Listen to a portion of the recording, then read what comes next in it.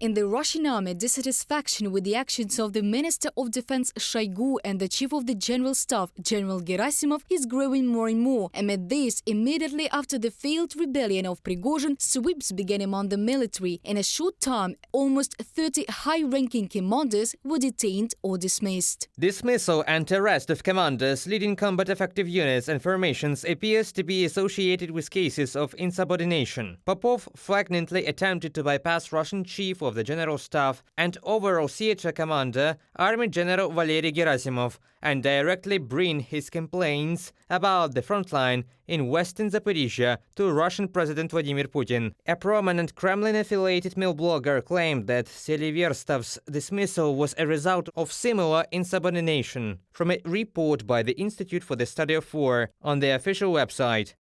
According to Mikhailo Podolyak, advisor to the head of the Office of the President of Ukraine, the commander of the 58th Army of Russia, Ivan Popov, publicly criticized the leadership of the Ministry of Defence for their actions in the war against Ukraine. This is a clear display of the Kremlin's loss of power and control in the country, and therefore we should expect new rebellions. In fact, this is an absolutely positive process. All that could be assumed that there are a lot of conflicts inside. There is no unity, solidity. Everyone is ready to stab each other in the back with a dagger. And now the demarche of Popov says that erosion is already absolute. It develops into such an ulcerative internal disease of the domestic political elite. And all these processes will only quickly gain momentum. There will be a lot of that. At some point, the army or structural groups will seize power in Russia. Mikhailo Podolyak, advisor to the head of the office of the President of Ukraine, on the air of the Ukrainian teleson. The possibility of a new rebellion on the territory of Russia and its active preparation right now is not ruled out in the main intelligence directorate of the Ministry of Defence of Ukraine. They suggested that the leader of the Wagner PMC, Yevgeny Prigozhin, would still return to the public sphere after his failed rebellion.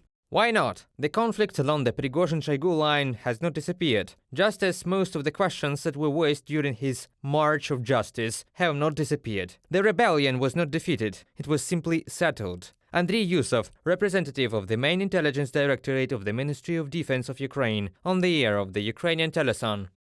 Who will be behind the new rebellion, analysts cannot yet say for sure, but it is not ruled out that Chief of the General Staff, Gerasimov, may take part in the conspiracy against Putin, which is gaining momentum.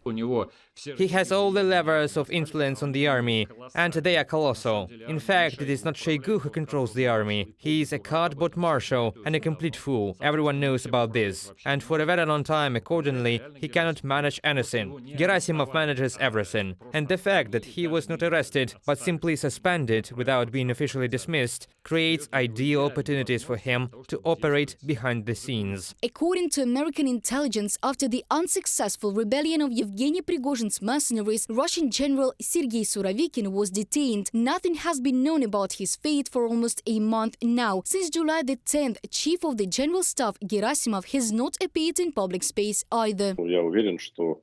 I am sure that the days of Shoigu and Gerasimov are numbered. I don't know if they still really manage something or not, but if they do, it won't last long. There are many people in Russia who are ready to support the revolution, says the oppositionist, and the new rebellion, which is already brewing, must be successful. Reported by Diana Kulesnik, Natalia Husak, Volodymyr Shtengelov, UATV News.